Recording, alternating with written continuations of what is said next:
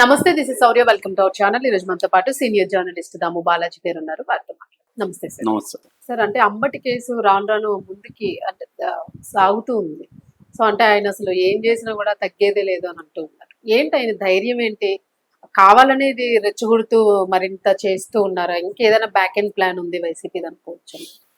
అంబటి రాంబాబు యాక్చువల్గా ఏంటంటే అతన్ని తెలుగుదేశం ప్రభుత్వం లేదా కూటమి ప్రభుత్వం అనేది అంత ఈజీగా వదలదలుచుకోలేదు.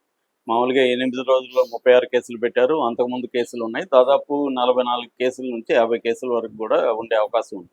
సో ఈయన కూడా గట్టిగా కొట్లాడాడు. ఈ మధ్య కాలంలో వైసీపీలో ఏ నాయకుడికి కూడా ఇంత త్వరగా బెయిల్ రాలేదు. దానికి ఒక కారణం ఏంటంటే ఈ తెలుగుదేశం ప్రభుత్వం అదే కూటమి ప్రభుత్వం చేసిన తప్పు ఏంటంటే ఒకే నేరానికి అనేక కంప్లైంట్లు తీసుకోవడం, అనేక ఎఫ్ఐఆర్లు నమోదు చేయడం. దీనివల్ల కోర్టుకి కూడా ఇదేదో కావాలని చేస్తున్నారు అన్న అభిప్రాయం కలిగి, మామూలుగా జనైన కేసులు ఉంటే కోర్టు కూడా పెట్టగానే రిమాండ్ ఇచ్చేస్తుంది. కానీ ఇక్కడ ఏం జరిగింది, ఒకే నేరం ఒకటే.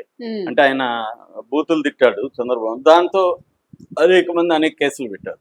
This is point number 1. Point number 2, ఈయన తిట్టిన దానికి కేసు పెట్టచ్చు, కానీ మరి వాళ్ళ ఇంటి మీద దాడి చేసిన వాళ్ళకి, తిట్టిన ఆయన ఉండవల్లి చెప్పినట్టుగా తిట్టిన వాడికేమో జైలు, దాడి చేసిన వాళ్ళకేమో స్టేషన్ బెయిల్ అన్నాడు ఆయన రైమింగ్. సో అందువల్ల అది కన్విన్సింగ్ గానే ఉంది. సరే, తిట్టినప్పుడు కేసు పెట్టండి, ఆయన ఇంటి మీదకి ఎందుకు దాడికి వెళ్ళారు? సో ఇంట్లో వాళ్ళు ఏం చేశారు, తిట్టింది ఈయన కదా, ఈయన మీద కేసు పెట్టాలి. లీగల్ గా ఏం చేయాలి, కేసు పెట్టాలి. మరి మీరు దాడి చేస్తే, గతంలో జగన్ అలాగే ఇళ్ల మీద దాడులు చేశాడు, ఆఫీసుల మీద దాడులు చేయించాడు, ఇవన్నీ చేయించాడు కాబట్టి అతన్ని అరాచకవాదన్నారు, అతన్ని ఓడించారు ప్రజలు, బుద్ధి చెప్పారు. 11 సీట్లకి 151 ఎక్కడ, 11 ఎక్కడ, 11కి కుదించారు. ఇప్పుడు అదే పని వీళ్ళు కూడా చేస్తే తేడా కనబడట్లేదు జనాలకి. సో ఇది కోర్టుకు కూడా తెలుస్తుంది కదా. అంటే ఏదో కక్షపూరితంగా అతను తిట్టాడు సరే, దానికి సంబంధించి కేసులు పెట్టకుండా కక్షపూరితంగా చేస్తున్నారు అనేది కోర్టుకు వెళ్తుంది. అందువల్ల కోర్టు ఏం చేసింది, ఇటు హైకోర్టు కానీ, గుంటూరులో ఉండే మేజిస్ట్రేట్ కోర్టు కానీ, మొబైల్ కోర్టు కానీ, తర్వాత ఎక్సైజ్ కోర్టు, ఇలాగా. ఎందుకంటే ఈ కేసులు పలు విధాలుగా ఉన్నాయి కాబట్టి కోర్టులు కూడా పలు విధాలుగా ఉంటాయి, అంటే సెపరేట్ ఉంటాయి కాబట్టి ఇవన్నీ కూడా మాక్సిమం బెయిల్స్ ఇచ్చేసారు. సో ఇంకా ఇచ్చేసారని స్వీట్లు పంచుకున్నారు కూతుర్లు వీళ్ళు. అక్కడ జైల్లో కూడా హ్యాపీగా అంబటి వెళ్ళిపోతున్నట్టుగా ప్రిపేర్ అయ్యాడు. ఇవన్నీ జరిగినాక సడన్ గా వాళ్ళకి ఒక బాంబు పేలినట్టుగా మళ్ళీ ఒక పీటీ వారెంట్ అంటే ప్రిజనర్ ఇన్ ట్రాన్సిషన్ వారెంట్. అంటే ఒక కేసులో ఆల్రెడీ జైల్లో ఉన్నప్పుడు ఇంకొక కేసులో మాకు కావాలనుకున్నప్పుడు ప్రిజనర్ ఇన్ ఆల్రెడీ అతను ప్రిజనర్ కాబట్టి ఇన్ ట్రాన్సిట్ అని కోర్టులో పీటీ వారెంట్ వేస్తారు. పీటీ వారెంట్ వేసినప్పుడు మళ్ళీ కస్టడీకి ఇస్తారు. అలాగా మళ్ళీ ఆయన నిన్న కోర్టుకి తీసుకెళ్లారు. కోర్టు మళ్ళీ 14 days ఇచ్చింది. సో దీన్ని రాంబాబు ఏం చేస్తాడంటే నిన్న గుంటూరులో కోర్టు ముందు, ఎక్సైజ్ కోర్టు ముందు నిలబడి ఇటు ఇటు అంటున్నాడు, తిప్పుతున్నాడు. అది బాగా ఇప్పుడు వైరల్ అయింది. వైసీపీ వాళ్ళు చూడు పులి రా అది అని అంటే ఆయనేమో నేను అంటే తగ్గేదేలే, మీరేం చేసుకుంటారో చేసుకోండి అన్నట్టుగా ఆయన పుష్ప 2లో చేస్తున్నాడు. అంటే ఇదంతా ఏమైందంటే ఇది వీళ్ళిద్దరి గొడవ. అంటే వైసీపీ కూటమి ప్రభుత్వాల రెవెంజ్ డ్రామా కోసమే ప్రజలు ఎన్నుకున్నట్టుగా కనపడుతుంది ప్రభుత్వాన్ని. సో ఇది రాంబాబు అట్లాగే ఉన్నాడు, వీళ్ళు అట్లాగే ఉన్నారు. వీళ్ళు కేసుల మీద కేసులు పెట్టి అతన్ని బెయిల్ వచ్చినా కూడా చేయనీయకుండా మళ్ళీ కేసులు పెట్టడం కూడా రెవెంజ్ లాగా కనబడుతుంది. ఎందుకంటే ఇదే మెథడ్ జగన్ కూడా చేశాడు అప్పుడు గతంలో కూడా. సో ఇప్పుడు వీళ్ళు కూడా అదే, అంటే జగన్ మెథడ్నే ఇంకొంత ఎఫెక్టివ్ గా చేస్తున్నట్టుగా అర్థమవుతుంది. రేపు మళ్ళీ జగన్ వస్తే దాన్ని ఇంకా ఎఫెక్టివ్ గా చేయడానికి జగన్ కూడా ట్రై చేస్తాడు కదా. జగన్ ఏంటంటే వీళ్ళలాగా ఓన్లీ ఈ దాడులు చేయడమో ఇంతవరకు ఆగదు, అది ఇంకా ఈ హత్యల వరకు కూడా వెళ్లే అవకాశం ఉంది. ఎందుకంటే వాళ్ళకి చంద్రబాబుకి ఏముందంటే వ్యవస్థల మీద పట్టు ఉంది, పార్టీ స్ట్రక్చర్ ఇవన్నీ స్ట్రాంగ్ ఉన్నాయి. జగన్కి ఏంటంటే మంచి ఆర్ముడ్ బ్యాచెస్, అటాక్స్ చేయగలిగిన ముఠాలు ఇవన్నీ ఉన్నాయి. మోర్ స్ట్రీట్ బ్యాటిల్స్ లో వాళ్ళు ఆరితేరారు కాబట్టి అది మోర్ ఇంకా వైలెంట్ గా ఉండే అవకాశం కనిపిస్తుంది.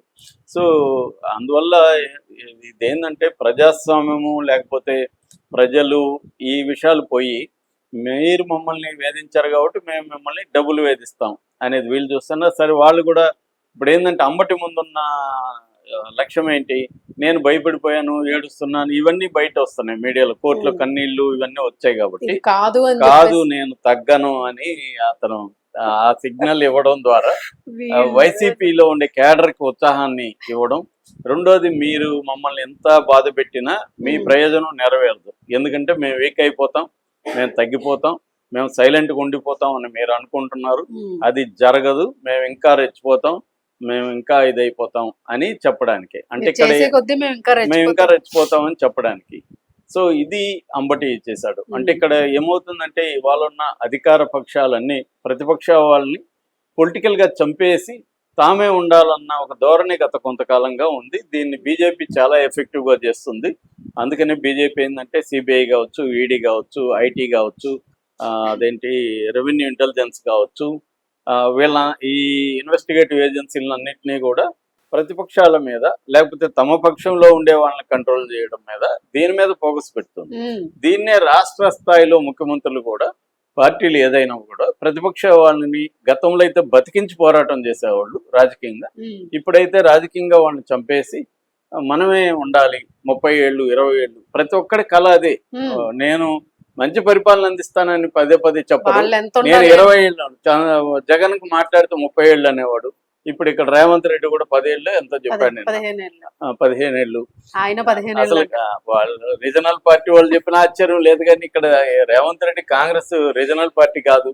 మరి సోనియా ఏం చేస్తుందో మనకు తెలీదు, రాహుల్ ఈయన ఎలా మాట్లాడుతుంటే, అరే భయ్ నువ్వు ఎలా ఉంటావు మేము కదా డిసైడ్ చేయాలని అనాలి కదా. వాళ్ళు అనట్లేదంటే వాళ్ళు ఎంత బలహీనంగా ఉన్నారో అర్థమవుతుంది. ఎందుకంటే వాళ్ళకి వేరే దిక్కు లేదు, ఉండేది 2 రాష్ట్రాలే. ఇంకొక రాష్ట్రం హిమాచల్ ప్రదేశ్ ఉన్నా లేనట్టే, ఈ 2 రాష్ట్రాల్లోంచి డబ్బులు కావాలి వాళ్ళకి, ఈ డబ్బులు ఈయన అందిస్తున్నాడు. సో కాబట్టి ఈయన ఏం మాట్లాడినా ఇంక వాళ్ళు ఏం చేయలేని పరిస్థితి, అది ఈయనకి తెలుసు కాబట్టి ఈయన కూడా రెచ్చిపోయి మాట్లాడుతున్నాడు.